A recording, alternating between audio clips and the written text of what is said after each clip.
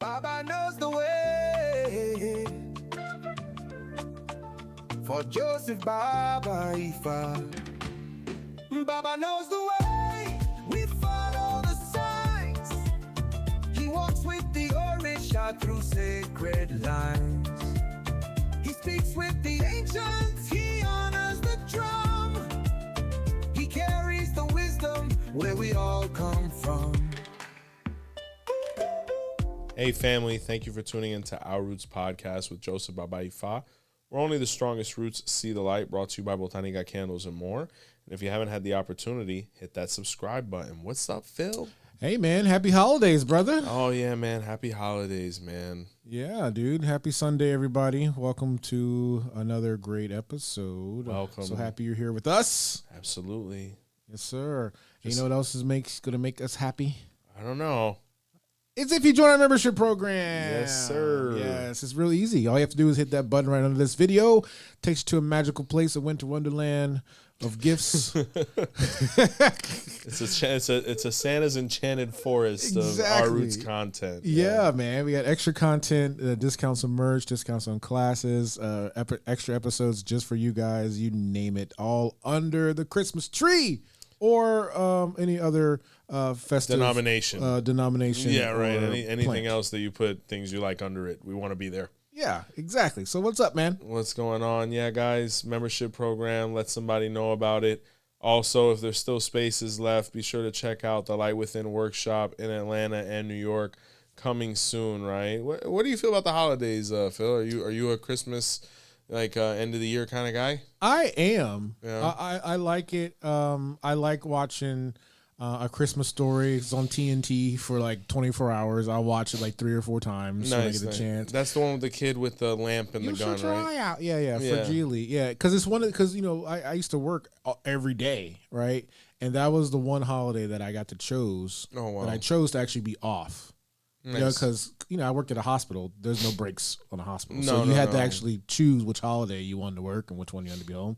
But Christmas was the one I like to be in. I'm glad I'm here in Florida. There's no snow. I'm originally from Virginia. There's snows every year on Christmas, but wow. I'm happy here, man. I like to spend time with the family, and it's a great time because people are just generally nicer for the most part. I don't know, man. I don't know about Orlando, man. I tell you, the way people have been driving, I know exactly when the holiday season has erupted when I see a guy on the 408 go across 5 lanes. But he's also got his car wrapped in Christmas lights. Yeah, he's completely lit up. So I don't know how to feel, dog. Like, I tell you though, man, I like the holidays. I think they're great. I think the essence of them is nice. I don't like how much it stresses people out, because I come from a marginal background. When I remember, Christmas was a great time, but sometimes it was kind of sad because you really didn't get much. But I think it motivated. I look at my kids, right? We have a gift limit, because we don't want to overindulge them, but they enjoy it as well. And I think it's a great pagan holiday. Yeah, man, a lot of good offerings. Absolutely, segueing into our and to everybody, a happy holiday to you. I hope Thanksgiving was well, and by the time I think this one's here, and before the next one comes out, Christmas will have passed. So I hope that all of you guys have a fabulous one with your loved ones, and it's all about the season of giving. It's the greatest feeling. So, but offerings, right? I guess it was a perfect intro. Almost like I'm from radio. Yeah, right? You have some experience. Ifa offerings, guys. Okay. So the concept of Ifa is give and you shall receive, right? It's a perpetual Christmas. But with nature, what we really want to clarify is what is the concept behind offerings. So from the moment we are born, we are receiving all of the benefits of being within the living world, ideally. Right? Ideally a hospital or some professional delivered us, possibly got some vitamins and we were taken care of. And before you know it, we're going to be stepping on this thing called Earth, right? Now in the 𝗿𝗲𝗿𝗃, it speaks of why Earth lives in natural frustration with all human beings because we step on her, we extract things to consume from her, we open her, we build upon her, we light her on fire, we pollute, all of these different things. And it leads to frustration because the reason she's called Mother Earth is because, you give your mother something on Mother's Day, ideally. It's the same thing with her. We have to make offerings to be able to give her the satisfaction of knowing that we appreciate all that she's given us. So that's where the offering concept really comes from. So from the very beginning, we live in frustration with her because until certain offerings are done, we are in complete disalignment with her. And that's not a good thing to be out of sync with. We're talking about a celestial body that's moving at thousands of miles per hour. You don't want to be going against the grain with her. And what helps alleviate that are the various things we offer to be able to get on her good side so that nature begins to work in our favor and in our direction rather than against us, because that's a battle we're always going to lose. So we're going to start from the very basics and work our way up. One of the first things I do have to mention, though, is that what jolts us into alignment pretty quickly and pretty instantly is 𝗹𝗶𝗸𝗁𝗏, or the ebo that's done on the tray of Ifa, and specifically the one that is identified in your hand of Orunmila, or your hand of Ifa, because that is what you promise to do when arriving on earth before leaving heaven. So to be able to get let out of the corral, as I like to say it celestially, we have to make offerings and promises, specifically promises. So when you're in front of God, he says, what do you offer as tribute? And you're like, hey, I'll give 𝗀𝗲𝗹𝗁𝗃 some cornmeal and okra, I'll feed 2 quails to my head, and I'll feed the earth with a rat, right? He's like, all right, that'll work. See you later. So you don't know what you promised until you receive your hand of Ifa. Once we receive the hand of Ifa, and we've gone through that divination process, that whole process is just to identify and reveal the information of what you promised in heaven before arriving on earth to be done as soon as possible. So once those things are done, Mother Earth and the Orishas receive them, thus positively affecting and realigning Ori, and you start to see that alleviation. Now, it's not always a smooth alleviation up front. It's kind of like with a surgery. Sometimes we have to be, invaded surgically to be able to get a positive result, and that doesn't always feel good, especially in recovery. Initiation is the same thing. That's why some people get initiated, and they're like, man, things have gone really left since I initiated. Well, it's spiritual surgery. You're going to feel some things in the recovery, right? So super key to start seeing that alleviation. But one of the first things or types of offerings that we have that's worth mentioning is adimu. And this concept can be found in the Odu of Oshesa, right? And in this Odu, Olodumare was very frustrated with mankind because they wouldn't offer, they wouldn't appease, they wouldn't provide anything to the energies that be, whether it was him or his emissaries, the Orishas. And because of it, Ori was disaligned and it was causing them to misbehave. And he was very frustrated with the whole domino effect.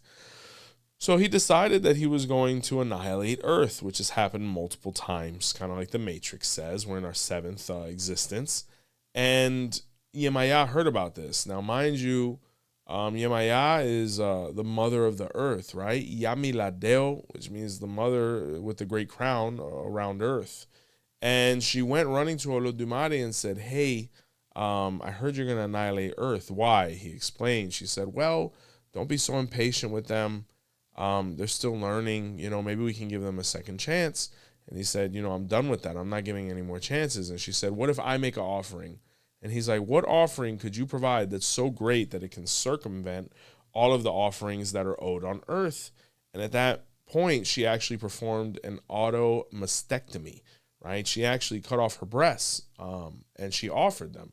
And it represented her 2 sons, Adi and Emu, which means the grease I eat. We understand the female anatomy. There's a lot of, fat content and things there to be able to facilitate the transfer of milk, which ideally keeps us all alive at those beginning stages, right? When Olodumare saw this, he was immediately moved by the action, and he decided to accept that as tribute so that Earth could continue. And that's why, till this day, 𝗃𝗏𝗃 is the mother of Earth, because she was willing to sacrifice her breasts to be able to keep us alive. So when we talk about offerings, the first one is adimu. Now, the concept of adimu is something that is seen across both traditions, right? 𝗃𝗍𝗃 and 𝗃𝗀𝗎. But within the 𝗃𝗀𝗎 tradition, it usually applies more towards non-animal blood sacrifices, right? Those usually occupy their own category with us. Now, from what I understand, seeing the 𝘃𝗶𝗱𝗲 divination process, an adimu may include an animal, but usually in the Lukumi, we differentiate it just a smidge more, just to stay more organized on our end, being that that's how our elders gave it to us, right? So you have the adimu. Now, mind you, ideally, the offerings to Orisha, and we're going to go over the difference between Orisha and 𝗃𝗏𝗿𝗄 as far as offerings, right? And which one is more ideal and productive. But ideally, adimu should be offered directly to the Orisha, right? If you have the Orisha, you provide it. If you don't have it, it should be offered on your behalf by the professional that's performing the consultation and ultimately the service, right? But within that, there's also subcategories, right? But ideally, it should touch the Orisha so that the energy from the offering is transferred, When it comes to offerings, it's not that we're just giving the fruit or whatever we're giving for the Orisha's, delight, from a palate standpoint. It's a transferring of energy, the energy that the Orisha needs to help defend and realign your Ori, which is the whole purpose of the religion. So you have adimu, right, where you place ideally the offering right on the Orisha. Like, for example, if we're giving an adimu to Eshu of 𝗃𝗶𝗸𝗲 or red palm oil, we're pouring it right on his head, not in a 𝗃𝗶𝗱𝗲 that goes in front. So then you have aladimu, right, which is an adimu that gets covered in a cloth. Now, what does this symbolize? The cloth, really the concept of it covering and protecting derives from 𝗹𝗶𝗸𝗲, being that he covers us and protects us with his white cloth globally. So what it's trying to do is help preserve that offering that much more, because it may be at a higher disposition for being robbed by the ajogun or the negativities or the osobos or the 𝗃𝗏𝗄𝗀𝗏 as well. So the cloth helps preserve it in a way where the Orisha is able to consume it at its own pace and at peace, so that you get those full benefits without any losses, right? But the aladimu, odus like Osameji speak of it as well, because it's one of the first odus where cloth manifested, and when, the cotton covered the offering so that the iyami couldn't penetrate it or steal it, right, based on the cotton having little spines. So all of that kind of derives from there. So apart from that, you have other types of offerings. You have offerings such as 𝗵𝗶𝗸𝗲 or 𝗵𝗶𝗸𝗄𝗲. And this is identified in a couple different odus. One is in the odu of 𝗹𝗶𝗸𝗏, right, or 𝗹𝗶𝗸𝗏 Ogunda, and another one is in 𝗹𝗏𝗍 Obara or 𝗹𝗏𝗍, where it literally means 𝗹𝗏𝗍 Olo-Shure, which is where 𝗹𝗏𝗍 received the offering or the blessing, right? It's known as the ebo of the poor or of offerings. And when you read this pataki, which can be found in either odu, it says that the person had a lot, and then out of nowhere they had very little, if not nothing. So they went to visit Orunmila. An odu was revealed, or let's say Obeyono in this case, and he was told to perform 𝗵𝗶𝗸𝗏, right, and the sacrifice of alms or asking. And, he was very frustrated by this because he was a very affluent man, and he wasn't used to asking people for things. But Orunmila said, if you've helped so many people up until this point, there's no reason you shouldn't be able to go and ask for the things you need for the ebo to be able to get back on top.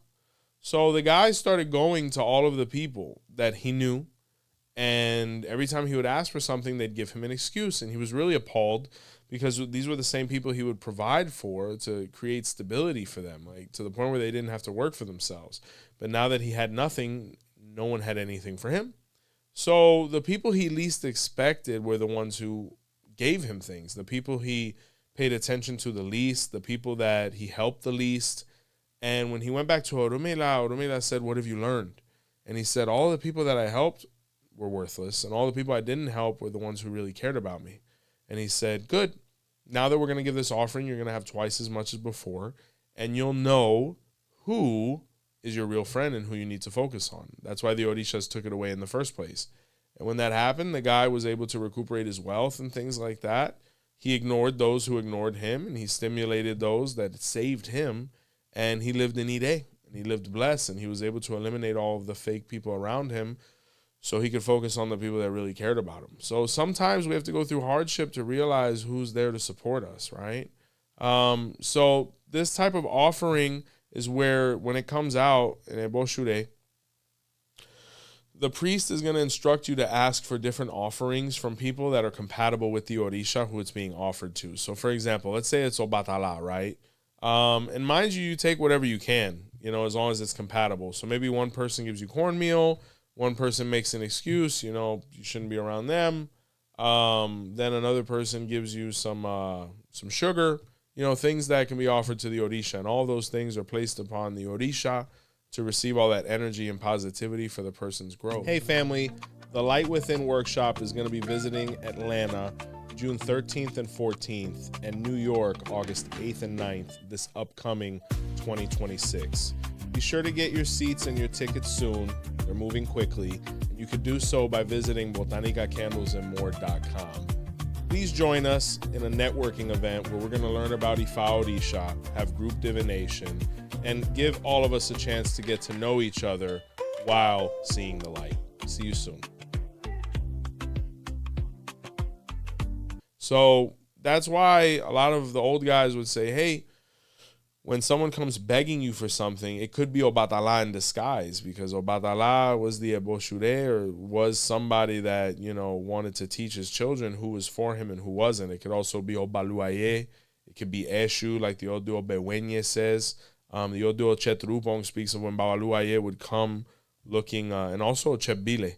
When Olofin actually visited 𝘃𝗶𝗱𝗲's house and he disguised himself as a vagabond to ask for offerings, and 𝘃𝗶𝗱𝗲's arrogance caused him to lose his crown. So it's a very important offering and a type of offering as well. But once again, to the Orisha, right? Whether it's yours or your spiritual professionals, right? So you have another one called 𝗵𝗶𝗸𝗲𝗄𝗏, right? Which means sacrifice a little today and a little bit tomorrow, where you have to offer to the Orisha over a specific amount of days, usually the Orisha's power number, to be able to accomplish your goal. Once again, this is being offered to the Orisha. When we talk about this kind of offering, the Odu Baba Yobe comes up pretty quickly, because, it speaks of when 𝗵𝗶𝗸𝗍, or 𝗵𝗶𝗸𝗍, first manifested, where it speaks of blessing of little by a little at a time, little by little, right? And then you look at concepts in 𝗿𝗶𝗸𝗲, like the 𝘃𝐶𝑖 𝗂, where, Rumila would offer something to 𝘄cie every day or every 4 days, or even in 𝗃𝗶𝗍𝗔, where, the person would have to offer to 𝘄cie every day. It's a way to kind of build that energy where the Orisha is asking for a prolonged sacrifice for whatever reason. Maybe it needs, or your goals need a little more attention than just the random singular offering. So the 𝗵𝗶𝗸𝗲𝗄𝗏 can be found in those odus, apart from 𝘃𝗶𝗏 and 𝗵𝗶𝗸𝗲, of course.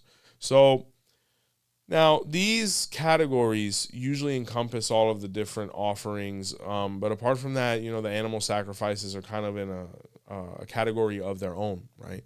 So those are the different types of offerings. Now, one thing that has come up quite a bit is, offering to the Orisha in nature, right? Now, in the Odu Baba Ifa June, it speaks of when the spiritualities of Orisha went to live in the various spaces in nature, right? Where Ochung, being that there was a celestial rain occurring, Ochung went running to the river. Chango went running to the palm tree. 𝘄𝐶u went running to the four corners of the woods. And the only one that actually made it to the house was Orumila, because he walked in the rain rather than running. So when we talk about that, we're talking about energy, right? Now, when we receive Orishas, we're basically getting Orisha or energy encompassers, right? These things that are able to harness that energy in a space where it's also able to mitigate the after effects. So if you are somebody that is going for a reading and it comes out that you have to do an adimu, or an offering, or any of these other things, specifically to an Orisha, then it should be offered to the Orisha, right? Yours or the spiritual professionals. Why? Because the Orisha is composed of ingredients that are able to mitigate any after effects that could come from an offering, which are intangible, but also very real, because to be able to work towards the ide, we have to mitigate the negativity, which is always floating around and present. And if we start invoking a space with anything that can't mitigate that energy, we could be calling a lot of negativity as well. So, for example, it came out in the in the reading that you have to offer a tres leche to 𝗶𝗸𝗍𝗲. So 𝗶𝗸𝗍𝗲 and the mountain are not the same thing. Remember that 𝗃𝗶𝗱𝗲𝗍 says that the Orishas went to live at these spaces of nature, but that doesn't mean they are the space of nature to a certain degree. So mind you, when you go to a house that has 5 bedrooms, yes, this is where the person lives, but we don't know what bedroom they're in until we find them, right? How do we find them? Through calling that energy. So for example, let's say, okay, we have a tres leche to 𝗶𝗸𝗍𝗲. First, we'd have to know how to call 𝗶𝗸𝗍𝗲, right? And mind you, even then, what if that path of 𝗶𝗸𝗍𝗲 that you're invoking or that specific manifestation isn't at the mountain? Because 𝗶𝗸𝗍𝗲 lives on the farm. He lives in the jail. There's so many other places that energy could be, rather than just going and offering to the stereotypical space in nature where the Orisha might not be, even if you do call him, right? Unless it is specifically in the reading where 𝗶𝗸𝗍𝗲 is saying, hey, I want you to feed me here, which is really not common, right? So whenever you have an offering for an Orisha, it should be given to the Orisha. And to be frank with you, it's actually quite more convenient because let's say you're getting a reading at that Babalao's house or that Orisha's house. Their Orishas are right there. You give the offering right there. No risk involved whatsoever. Pure benefits, right? Now, when would you actually offer to a space in nature? Well, the beautiful thing about the Oracle of Ifa is it's all-encompassing of nature. So let's say the mountain actually wanted something from you. It would come out 𝗃𝗶𝗱𝗏, or a piece of work that has to be done or an offering that needs to be done to the mountain, right? Where the mountain itself is asking you for that offering, right? At that point, it would be perfectly acceptable. And then, mind you, it's not a perfect science. Sometimes they can join. Maybe 𝗶𝗸𝗍𝗲 wants a tres leche at the foot of the mountain, and the mountain wants some too. It could happen, right? But it has to come out like that, either in the osode or the reading, or it has to be literally in that odu, which once again is pretty uncommon. Now, here's the thing as well, is we spoke about the calling of the Orisha or the calling of the energy, etc. So let's say you have an offering of a pumpkin at the river, not to Ochun, to the river. When you go, mind you, you have to get the river's attention. The river is flowing, all these different things. When we go to make offerings to spaces in nature, we have to do a 𝗃𝗻𝗍𝗏. We have to invoke the 𝗃𝗶𝗸𝗏. We have to present the 𝗃𝗶𝗸𝗏. We have to identify it with the person's ori with that space in nature at that moment. And then once we get a positive response, then the river is ready to receive. We have to open up that portal and that gateway, right? It could be very unproductive to go to a space in nature without doing these proper functions, because not only could it be unproductive where we actually waste a whole trip to the river, a pumpkin, our energy, and all these other things, we could actually leave ourselves open to negative after effects, right? Because when you go, possibly as an uninitiated person, to any of these spaces in nature, not everything there is positive. People have been born by the river, people have died by the river, people have swam in the river, people have drowned in the river, anything can happen anywhere. You don't know what energies and what spiritualities are there at that moment receiving your sacrifice or attaching themselves to you because you're opening up your eye chakra or your ori to them, right? That's why sometimes you'll go to do things like this and nothing will happen at all. First off, because that place in nature is not the Orisha. Secondly, because maybe you're not getting the proper attention from that space in nature because you didn't go with a spiritual professional, right? Who is trained and has the ashe to do so. And then thirdly, you might attract some negativity as well, because the whole reason we do the moyuba and these invocations and the libations and all these other things is to cleanse the space and the energy within it so that only the positive aspects of nature receive it, thus benefiting us. But, unwittingly, if you just make a random offering to the cemetery, which, could be a space that wants an offering as well, not everybody in there is great. There might be spiritualities or energies there that are like, oh, well, I know you came for this thing, but he's not here. You didn't get his attention correctly. I'm going to eat it now. And then just like that, we fed the negativity, which may have attached itself to us now in a parasitic way. And all of a sudden now we need an 𝗃𝗶𝗸𝗏. That's another thing to take into account here, family, is let's say, once again, the space in nature is not the Orisha, and it doesn't circumvent it either. And if there was a way to circumvent it, which possibly there is, only the Babalawos are able to do that through a process that the brothers are aware of, right? To be able to call that energy there.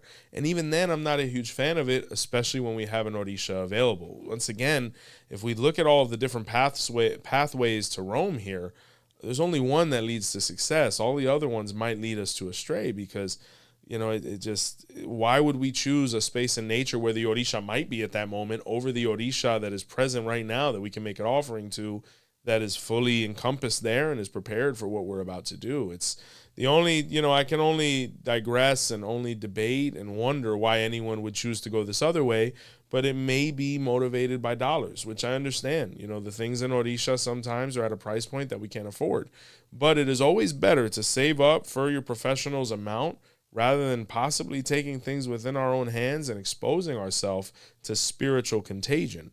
And what I mean by this is, let's say you have an offering for Oya, right? Or even at a corner, a three corners, which is actually a hotbed of spirituality, or the marketplace where, you know, when you look at Odus like 𝗿𝗶𝗸𝗶𝗍𝗔, 𝗵𝗑𝗍𝗶, and Odimeyi, where the Egun would walk freely through there, this is an easy place to pick something up. So let's say you have an offering to Oya, right? But instead of Oya, you want to take it to the cemetery or the marketplace. By you doing that offering and not calling that Orisha in the most coherent and productive way, you could leave yourself open to attack, right? To any of these spiritualities that are there. And, you know, the way you know that I'm telling the truth is how many brothers and sisters have done readings out there where a negativity came by way of a random Egun, right? Or an Egun Buruku, or an Egun, I believe, Aima, which is an Egun that you pick up. So these are concepts that are real, right? And even more so, let's say the person came with that prophecy in that reading, they're literally exposing themselves here, where they either picked up the muerto already or they're about to pick up another one just by trying to do things on their own. Very risky, and it's better to just compensate the professional or come up with a plan to get the things done. Because when an offering has to be made to the actual space in nature, Ifa will let you know. Just like when the Orisha actually wants something, it will let you know. Or maybe both of them want it at the same time in conjunction. Ifa will let you know. We have to guide ourselves by the reading and not get creative to the point where we could put ourselves in harm's way or be risky, right? It's not good to take risks with spirituality because these are contagions that take a lot of energy to get off. A parado is not an ideal process. And for anybody that's not aware with what a parado is, o parado means, you know, basically something's going to be taken off of us, right? Usually involves an animal. It's basically Ifa's exorcism. And at the end of the day, it severely weakens the spiritual immune system. That's why they should only be done in absolutely necessary cases. This is also something that shouldn't be done at the whim of the priest. Everything should be confirmed with the oracle to make sure it's going to benefit the person's ori who is giving the recommendation ultimately.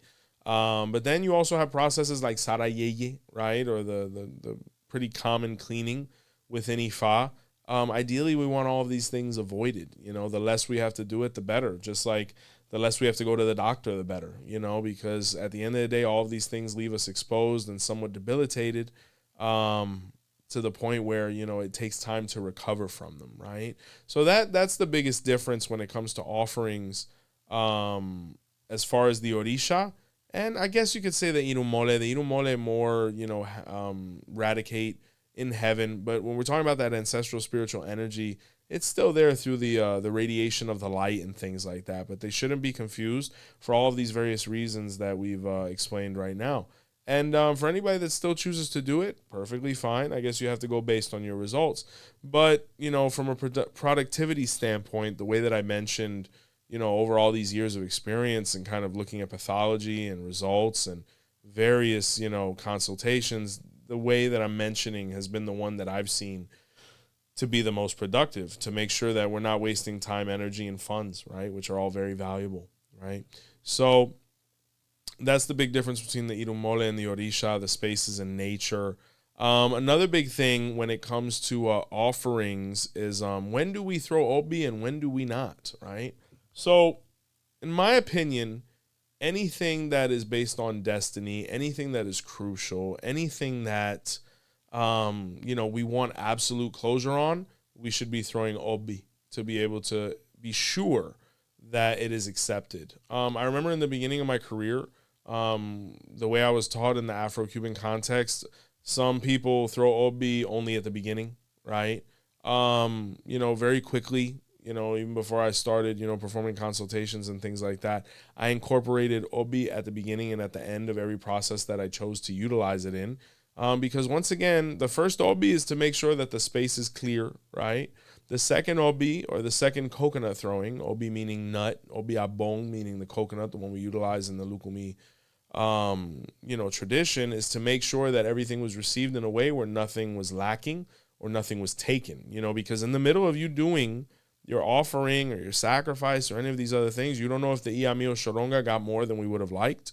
You don't know if an ajogun got in there and ate some of the offering. We have to ask to make sure everything is, productive or perfect before we move on, so that we make sure that what we did is going to have that effect. No one wants to have that lingering thought of what if.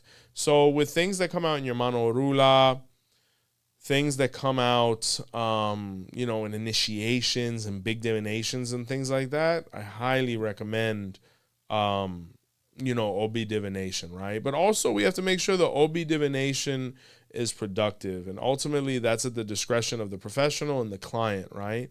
But for example, let's say you got a random reading and, it's not anything too crucial.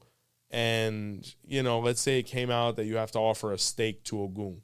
I mean, it's at the diviner's discretion whether they want to do that or not, because, when you look at a steak to Ogun, how many more things could we really add to that steak to get that optimum, efficiency out of it? Not much. Maybe some red palm oil, some salt, which the professional might put anyway, especially if the reading leaves it open. You probably don't have to throw 𝗶𝗶𝗍 there, right? Or just the random things that the person wants to give to their orishas, they don't have to throw 𝗶𝗶𝗍 there. Like, let's say you have mano orula and you want to give an offering of some red wine to Ifa. We don't have to throw cocoa to Ifa for that, because that's just something that, we're giving, and it's really, it's coming from the heart. It wasn't necessarily asked for. Where I like to see 𝗶𝗶𝗍 thrown more for is, definitely initiations and things that have a lifelong effect. Even in certain consultation context, is 𝗶𝗶𝗍 really, necessary? Like, for example, it can come out in a reading that the person has to wear a white hat for 3 days straight, periodically throughout the year. I mean, we don't have to throw 𝗶𝗶𝗍 to Ori every time we're going to throw on the white fitted, for a 72-hour span. You know what I'm saying? Yeah. So, there's things that become monotonous, and, like the Odu 𝗃𝗏𝗍𝗲 says, we don't want to ask silly questions to Orula and the Orishas because we tend to get silly answers. Now, mind you, another point as well that has come up is, well, Baba, what about gratitude? And we're all about gratitude. I start my day with gratitude, right? What if out of gratitude, I want to just take a pumpkin to the river? Well, that's a beautiful thing. But with gratitude, we want to make sure it's productive, right? And we want to make sure that the Orisha is actually, there to receive that gratitude. So once again, it's better to take the offering to an actual Orisha icon than just the random space in nature where the Orisha might not be there at all. Because the Orishas are pretty all-encompassing. Like 𝗀𝗃 might be at the royal palm tree. He might be in the marketplace. He might be in the palace. He might be in all these other places. In reality, what you're offering more to is that space in nature. So let's say you took some bananas to the palm tree thinking you were giving it to 𝗀𝗃. You really gave him to the palm tree because he might not be there right now. He might be playing bata in the heavens. You know what I'm saying? And even if you call 𝗀𝗃 to the palm tree and all these other things, it's a little too convoluted. And that's more, elevated material at that point. Those are more within the possibilities of somebody that's, initiated from a priesthood standpoint and has actually learned how to do that, right? I think our ancestors were experts at that because a lot of what they did when they first got over here was nature worship. But they knew how to worship it in a way that it was productive and they'd actually see a result from it, right? So we talked about the various offerings. We talked about when 𝗶𝗶𝗍 is necessary, the difference between the energy and the actual Orisha, where the Orisha is always more productive unless the consult says so. Why it could be unproductive to do this on your own or to do it in a way that's much more eclectic rather than focused, because you could actually be exposing yourself to more negativity than not. When we talk about offerings as well, the various Orishas have their own desires and things that they enjoy and appreciate. When you look at somebody like 𝘃𝗶𝗱𝗏, 𝘃𝗶𝗏 eats everything. 𝘃𝗶𝗏 is a deity that has really no taboos. Like, even the idea of black palm oil being a taboo for 𝘃𝗶𝗏, I understand. And for the majority of 𝘃𝗏s, I would say absolutely not. The qualified brothers out there know which ones to put this material as well as which ones to not, and at what moments, right? But when you look at the concept, I mean, if Ogun came down with 𝘃𝗏 or interacted with 𝘃𝗏 and was in his home and they were eating the same things, Ogun's 𝘃𝗏 definitely ate black palm oil, right? So it's all about understanding and knowing what we're offering and how we're offering it, because sometimes we take a taboo too far, but sometimes we take an offering too lightly, right? So we have to know what to apply, what's actually going to have an effect, and what is not. So when we talk about 𝘃𝗏, the really common ones within the Afro-Cuban context, and I recommend the How to Take Care of the Warriors video to be able to kind of see them, you know, in action and how they're actually applied. But the rat, fish, and corn, or the 𝗃𝗶𝗍𝗏, 𝘃𝗶𝗱𝗏 is super key. And mind you don't have to offer these things every week, but these are options, right? The guayaba fruits, right? The red flesh or white flesh is great. I'm partial to the red one. So those are offerings as well. All fruits, basically, but those are popular because of the red flesh. It became synonymous with him. The coconut is huge there. Like the 𝘃𝗶𝗍𝗶𝗏 says, 𝘃𝗏 is very partial to obi, any of them, pretty much. He also accepts orobo as well, which is the bitter cola. You know, he likes all sweets. I've always said the famous story of when I gave Coca-Cola and pizza to 𝘃𝗏 and I had an amazing year. Oh.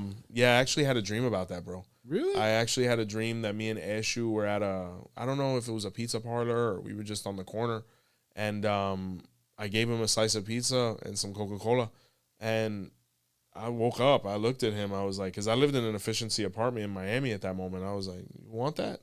And he kind of just looked at me like, you know, he didn't say anything. But nice. I went and got the slice of pizza and the Coca-Cola, and I think with that, I was able to do something, like something significant. It's been 10 years now at least, but I remember it was great. So 𝘃𝗏 really has no taboos, family. But once again, it's ideal to offer it to an 𝘃𝗏 icon, because a lot of people reach out and they're like, Baba, the altars, you know, all we're in the altar stage of Ifa right now, where people are like, you know, I don't want to receive the Orisha, I want to attend to them spiritually. The problem with that is you're calling on energy that needs to be mitigated. The Orishas are very profound and very elevated beings that, you know, a statue, a random bowl of rat, fish, and corn, and incense, a picture, a cloth, and a candle are not going to be able to handle. You're literally calling 𝘃𝗏 into your home, and 𝘃𝗏's like, bro, where do I rest? So what happens is that energy just stays revolving there and revolving there and revolving there, where things could become very negative, because remember that 𝘃𝗏 is one of the Orisha, one of the 401, and the leader of the Ajogun, or the leader of the 201 on the left. So with that energy comes a bunch of other things that you might not be prepared for, or that you might not want at all, which no one wants negativity. So when you have a 𝘃𝗏 icon, then you have an 𝘃𝗏 altar or shrine. You cannot have an altar or shrine without the actual Orisha icon expressed through its natural manifestation. The Orishas are not statues, right? Even in 𝘃𝗏𝗍𝗏, you'll see that a lot of the Orishas come accompanied with like a wooden figurine that's carved and beautiful. That is not the Orisha. People who are initiated in Orisha and Ifa know exactly what the Orisha actually looks like. And if you want to know, the curtain's waiting for you. Offerings. Ogun. Ogun is a hunter, just like 𝘃𝗶𝗍𝗏. They share all the same offerings and taboos, which are really none. Not focusing too much on the animal aspect of things. I mean, when you talk about 𝘃𝗏 eats everything, male and female. Like in the 𝘃𝗶𝗍𝗏 is actually where 𝘃𝗏 started consuming female animals to get him out of a pinch. And the first one was the hen, they said. But probably he ate a bunch of female goats with Orumila, and, you know, 𝘃𝗏 eats everything. Even dog. Like there's literature out there that says that 𝘃𝗏 doesn't eat dog, but now delving into Ogun, if Ogun had a 𝘃𝗏, that 𝘃𝗏 ate dog. And I believe in the Odu of Okana Kakwing, or Okana Ogunda, it speaks of it as well. But Ogun's big sacrifices, The dog, of course, where some priests are like, if the dog isn't given, Ogun's not fully manifested, which I really can't debate. There's so much literature that's a proponent for that concept. Then the ram, the goat, right? Masculine animals usually for Ogun, because they say that the feminine ones weaken him. Even though he can consume them, it's not recommended. The snail is actually really big with Ogun. Emu, or palm wine, roasted yams. He likes salt, even though the Odu Ogunakete speaks of rust and oxidization. He still consumes salt because it's inevitable. Raw meats, grilled meats like the hunters eat. 𝘃𝗶𝗱𝗲 as well. 𝘃𝗶𝗱𝗲 actually, I believe, tends to lend himself a little more towards pig as well. Ogun can consume this as well, but 𝘃𝗶𝗱𝗲 might be more partial. Rum and liquor and all of its different sources. Adi, or black palm oil, is not a taboo for Ogun, but I really don't recommend people interact too much with black palm oil unless they're 𝗃𝗏𝗍𝗍 or things like that, because it's a very tricky ingredient, and application is very important there. When to put it, why to put it, etc. But just know it's not a taboo per se. But some people would say that for 𝘃𝗶𝗱𝗍 it is debatable, but they do live together. So it is something to take into account if you want to discuss it with your elders. But pork rinds, big bananas, things like that, are all popular for Ogun and 𝘃𝗶𝗱𝗍, right? So are you supposed to let it decompose, or like what are you supposed to do when Great question. Oh, here's the thing. In a reading, you could you might mark how many days it stays on. Usually people might mark that in the coconut divination when it's actually offered. In some cases, yeah, if it says, hey, the watermelon needs to be on there for 7 days, yeah, it's going to get pretty rough, man. In other cases, they leave it open. I like to leave it open because I believe that by the time something's rotting, it's accomplished what it needed to do. Some people might feel otherwise, and I understand that because there have been times when I've marked the days. Another thing that we can mark is the destination of the offering. Now, this kind of changes things a little bit because, for example, let's say you go to a professional's house, you have a reading, you have to bring an offering to their Orisha, right? Let's say I had to bring a omelet, a shrimp omelet to Oshun, right? An Ochinching. So let's say, yeah, it has to be on Ochun for 5 days and then it has to be taken to the river. This is one of the few cases where the client is able to take that offering to the river. Why? And Orisha consumed it already. They're going directly to the river to provide their offering, all of these different things, and then they are leaving pretty promptly afterwards. When you're dropping off these kind of offerings and things like that, you don't want to, hang out, right? Especially being that the spiritual professional is probably not going to have time to go with you to drop it off. Now, that's a stark contrast to, hey, I'm going to take the initial offering just to the place in nature without any type of spiritual mitigation. I mean, when we're talking about the Ifa Orisha professional, they have been through ceremony and process to be able to help sway energy in a way that facilitates that offering. If you're somebody that has not gone through that, even the Mano Orula could help mitigate it, which I'm not a huge fan of them just doing that with that. But even that is more acceptable than just being a completely uninitiated person and taking something to a space in nature and just, invoking all energies that be, thinking you're invoking one, and, it could actually be more negative than positive. So it's a very rare exception. But mind you, it's been marked in consult. It's been on top of an Orisha. You've received the benefits already. You're kind of getting a little bit of a clear passage.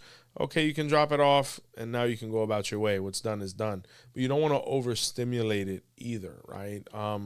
For the people that really want to be involved like that and really want to be active and interacting with the forces of nature and energies that be, go through your initiatory process. Receive your hand of Ifa, crown Orisha, do Ifa, get scratched in palo, whatever your desires are, have something done, because the Odu Irete Kutang says Mother Earth does not like us. She is not our mother necessarily by choice, and Irete Kutang was where Earth provided 𝘃𝗶𝗍𝗶, and because of it till this day, her children, the people that arise from her based on all that we consume of her, will trample her till the day we go.